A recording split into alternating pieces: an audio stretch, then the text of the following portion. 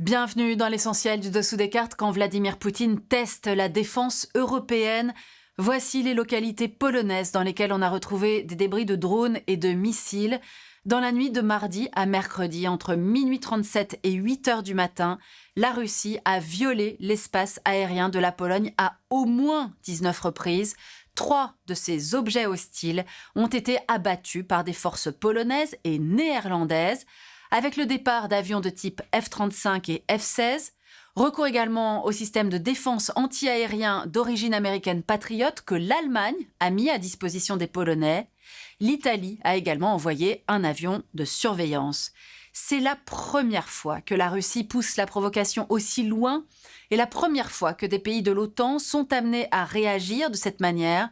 L'OTAN, dont l'article 4 a été déclenché, ce qui permet des concertations entre alliés en cas de menace, tandis que les pays qui partagent des frontières avec la Russie sont tous, plus que jamais, en état d'alerte, sortons nos cartes. Du 12 au 16 septembre prochain, la Russie organise, comme elle le fait tous les 4 ans, un exercice militaire avec la Biélorussie baptisé Zapad, qui signifie en russe l'Ouest.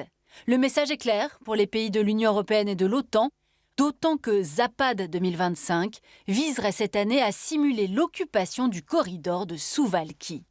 Voici le fameux corridor, une étroite bande forestière de 80 km de long qui s'étend le long de la frontière entre la Pologne et la Lituanie, menacée à la fois par l'enclave de Kaliningrad, ce petit morceau de Russie à l'intérieur de l'Europe, et par la Biélorussie, dont le dirigeant Alexandre Loukachenko est un allié de Vladimir Poutine.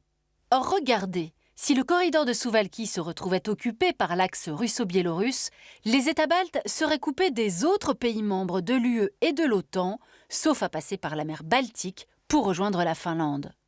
Regardons à présent des images de l'exercice Zapad version 2021. Ces manœuvres avaient été interprétées comme les préparatifs de l'invasion à grande échelle de l'Ukraine, avec la présence de plus de 200 000 soldats russes.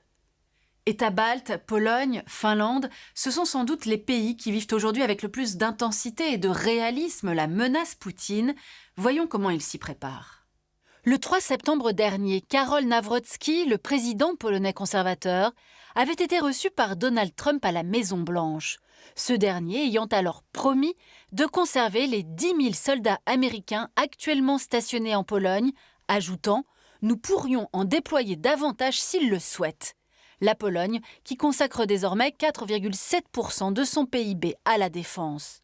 Quant à la Finlande, des images satellites révélaient au printemps dernier que la Russie réinvestissait des bases militaires situées de l'autre côté de sa frontière.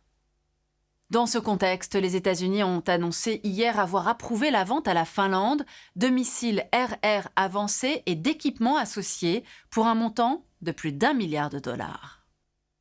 Voilà l'essentiel du dessous des cartes, c'est fini pour aujourd'hui. À bientôt.